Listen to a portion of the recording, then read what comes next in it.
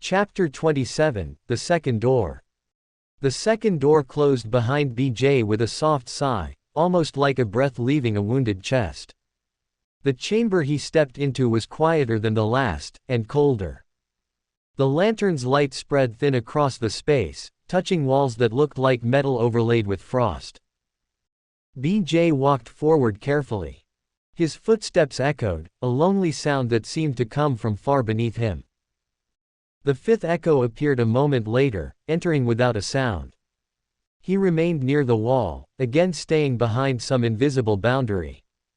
This room remembers the weight you carried that was never yours. BJ's shoulders tensed. Which weight? A soft clinking answered him.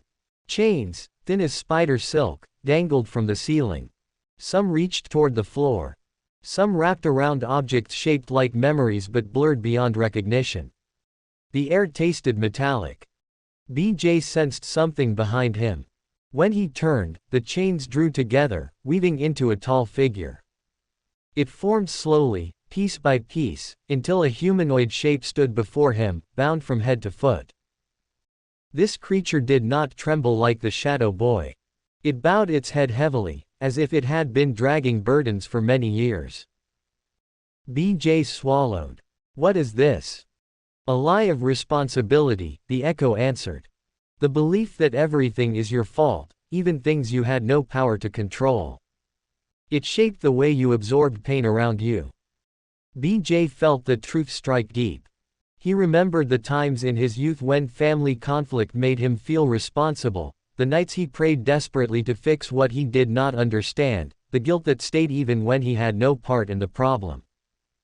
BJ approached the chained figure. You tried to hold everything together, he said gently, because no one ever told you it was not your job. The figure shifted, metal links scraping the air. Its face lifted enough for BJ to see glowing eyes full of exhaustion. The fifth echo spoke quietly. This lie whispers responsibility where there is none. It turns compassion into burden, and guilt into identity. BJ lifted the lantern. I understand.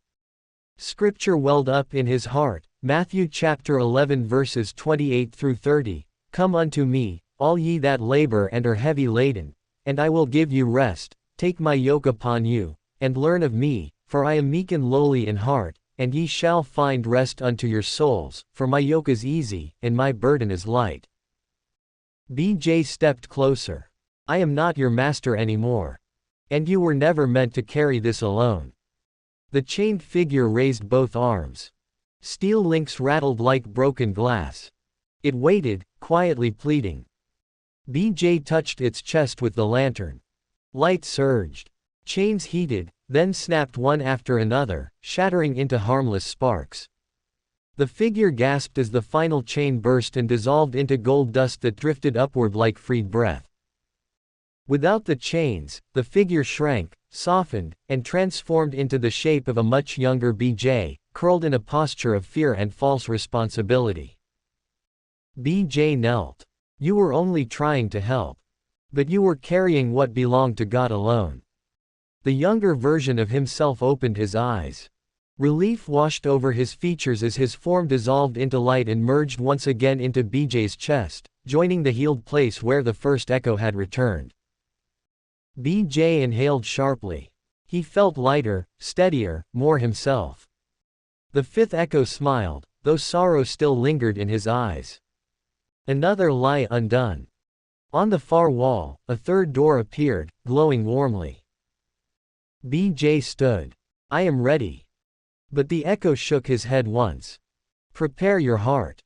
The next room is harder, for it contains not what you believed about yourself, but what you believed about others. BJ froze. The words settled heavily. Still, he nodded. I will face it. The lantern flared, brighter than before. And BJ walked toward the third door.